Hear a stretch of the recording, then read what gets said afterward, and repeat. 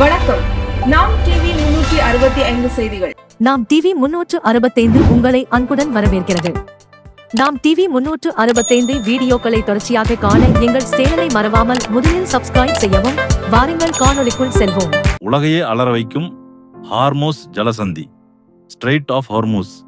இதுவரை கேள்விப்படாத அதிர்ச்சியூட்டும் தகவல்கள். ஹார்முஸ் ஜலசந்தி, ஸ்ட்ரெய்ட் ஆஃப் ஹார்மூஸ் என்பது பாரசீக வளைகுடாவையும் ஓமன் வளைகுடாவையும் இணைக்கும் மத்திய கிழக்கில் மிகவும் குறுகலான இடத்தில் அமைந்துள்ள 39 கிலோமீட்டர் அகல நீண்ட நீர்வழி போக்குவரத்து பாதையாகும். உலகின் மிக முக்கியமான எண்ணெய் போக்குவரத்து பாதையாகும். ஈரானுக்கும் ஓமனுக்கும் இடையே அமைந்துள்ள இந்த குறுகிய நீர்வழி உலகளாவிய க்ரூட் ஆயில், கச்சா எண்ணெய் வர்த்தகத்தில் சுமார் 25% மற்றும் லிக்விஃபைடு நேச்சுரல் கேஸ் திரவ இயற்கை எரிவாயு வர்த்தகத்தில் 20% கையாளும் வணிகத் திட்ட முக்கியத்துவம் வாய்ந்த பகுதியாகும். தனக்கு பிரச்சனை வரும்போது எல்லாம் ஹார்மோஸ் வளைகுடாவை கையகப்படுத்தி ஹைஜாக் செய்து ஈரான் உலகையே ஆட்டி படைத்து வருகிறது. ஈரானுக்கும் ஓமன் நாட்டுக்கும் ஐக்கிய அரபு அமீரகத்திற்கும் இடையில் உள்ள ஒரு குட்டி ஜலசந்திதான் இந்த ஹார்மோஸ் ஜலசந்தி. இந்த ஜலசந்திதான் உலக நாடுகளை அலற வைத்துக் கொண்டிருக்கிறது. ஈரான் மீதான அமெரிக்கா மற்றும் இஸ்ரேல் தாக்குதல், அவர்கள் உள்நாட்டு விவகாரம் என்று ஒதுங்கியிருந்த உலக நாடுகள் இன்று அலறிக் கொண்டிருக்கின்றன. காரணம், கச்சா எண்ணெய், திரவ இயற்கை எரிவாயு கிடைப்பதில் மூலம் மட்டும்தான். உலக உற்பத்தியில் தயாராகும் எண்ணெயில் 1/5 பகுதி இந்த ஹார்மோஸ் ஜலசந்தி வழியாகத்தான் செல்ல வேண்டும். அதாவது நாள் ஒன்றுக்கு 200 லட்சம் பேரல்கள் இந்த ஜலசந்தி வழியாக சென்று உலகை இயக்கிக் கொண்டு இருந்தது. இந்த இயக்கம் நின்று போகுமோ என உலக நாடுகள் அஞ்சுகிறது.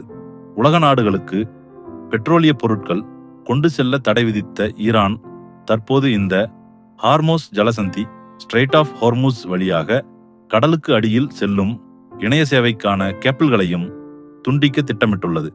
இது மட்டும் நடந்துவிட்டால் உலகம் முழுவதும் இணைய சேவை பாதிக்கப்படும்.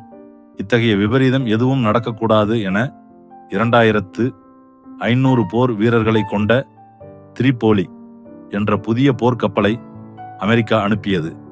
அமெரிக்கா இந்த கப்பலை போருக்காக அனுப்பவில்லை. ஹார்மோஸ் தீவை கைப்பற்றி எண்ணெய் வளத்தை தன் கட்டுப்பாட்டுக்குள் கொண்டு வந்து வரி விதிப்பதுதான் அமெரிக்க அதிபர் ட்ரம்பின் யோசனை என சொல்லப்படுகிறது.